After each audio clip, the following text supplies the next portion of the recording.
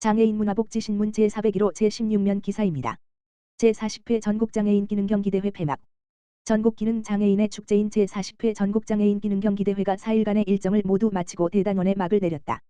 9월 22일 금 경주화백 컨벤션센터에서 진행된 폐막식에는 고용노동부 이성희 차관과 경상북도 황영호 복지건강국장을 포함한 내 외빈과 출전 선수 등 500여 명이 참석했다.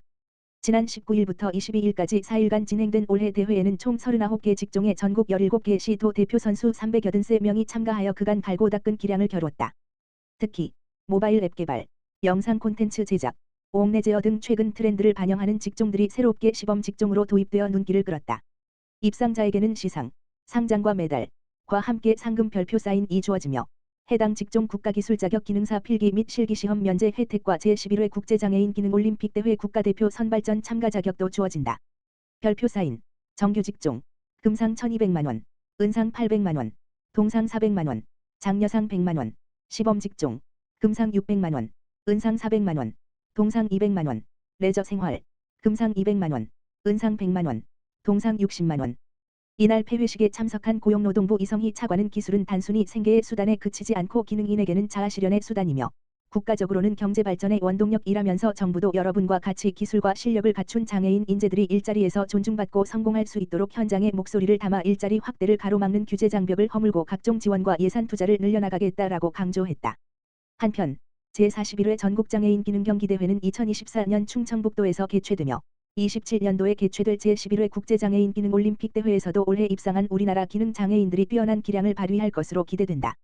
대한장애인 제6회 추석맞이 전통시장 가는 날 운영. 대한장애인 제6회 회장 정진원은 9월 25일 월 및 9월 26일 화 이틀간 추석 명절을 맞아 전통시장 살리기 및 지역경제 활성화를 위한 전통시장 가는 날 행사를 운영했다.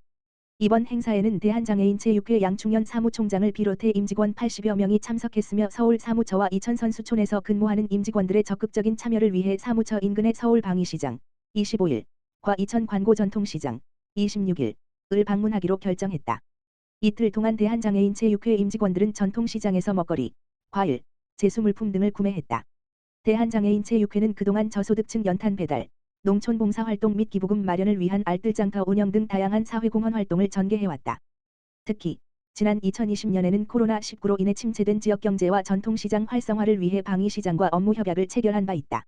대한장애인 제6회 양충현 사무총장은 민족의 대명절 추석을 맞아 인근 지역 소상공인들을 응원하기 위해 이번 행사를 마련했다며 대한장애인 제6회는 앞으로도 지역경제 활성화를 위해 지속적인 사회공헌 활동을 추진해 나갈 것이라고 전했다. 장애인공단, 병뚜껑 모아 친환경 코딩 로봇 기증. 한국장애인고용공단, 이사장 조향현, 이하공단, 은 9월 25일, 월, 서울특별시 꿈나무마을 파란꿈터, 초록꿈터, 한봇학교의 학대 아동 및 탈북 청소년의 디지털 역량 강화를 위한 코딩 교육용 교부제, 코봇, 40개를 기증했다.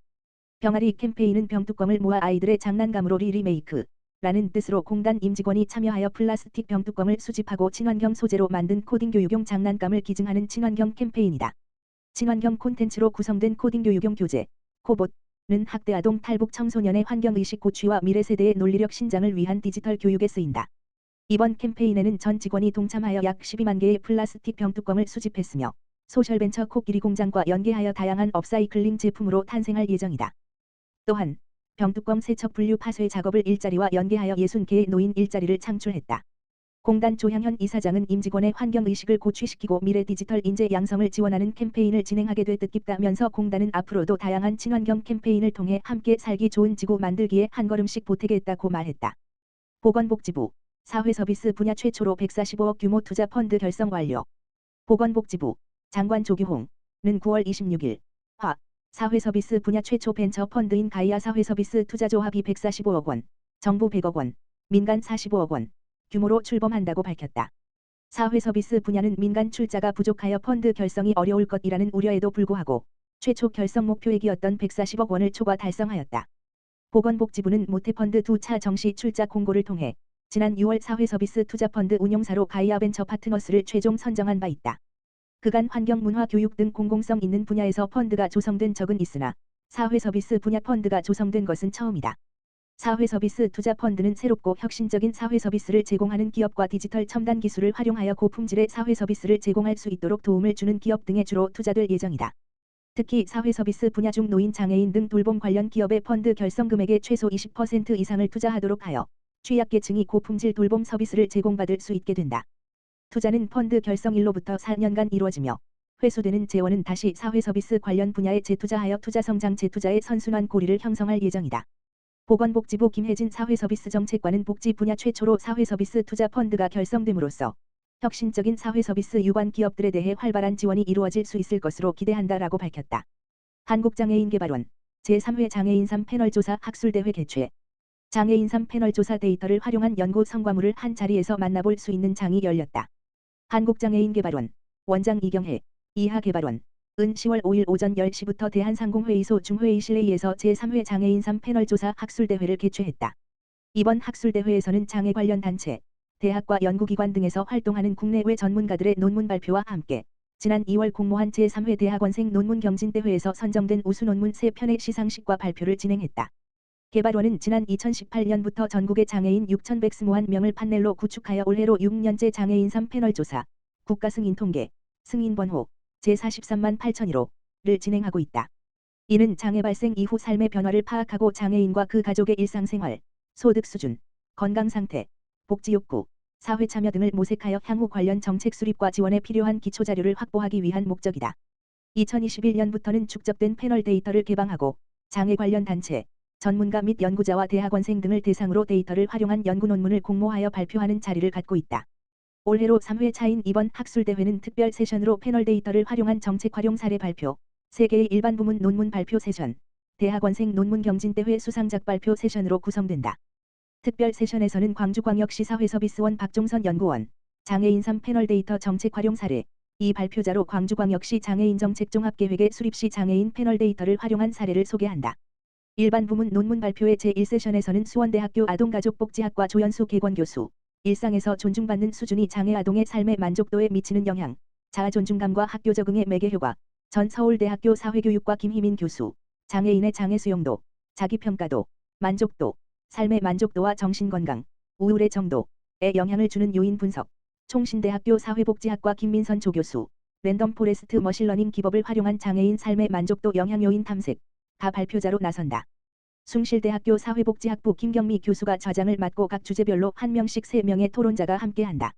제2세션 일반 부문 논문 발표 시간에는 서울대학교 보건대학원 보건학과 황인욱 BK 조교수, 장애인 활동지원제도, 와 장애인의 건강, 의료이용, 주관적 웰빙 간의 관계에 대한 탐색적 연구, 동양대학교 간호학과 한명희 조교수, 장애 유형에 따른 건강검진 수진 여부 예측 모델, 가 발표자로 나선다. 서울대학교 사회복지학과 강상경 교수가 좌장을 맡고 각 주제별로 한 명씩 2명의 토론자가 함께한다. 제3세션 일반 부문 논문 발표 시간에는 국립중앙의료원 유예린 연구원, 장애 등급제 폐지에 따른 장애인 활동지원제도의 정책 효과 분석, 사회적 배제를 중심으로 대전보건대학교 사회복지학과 이형렬 부교수, 청각장애인의 직업지속과정 분석, 가 발표자로 나선다.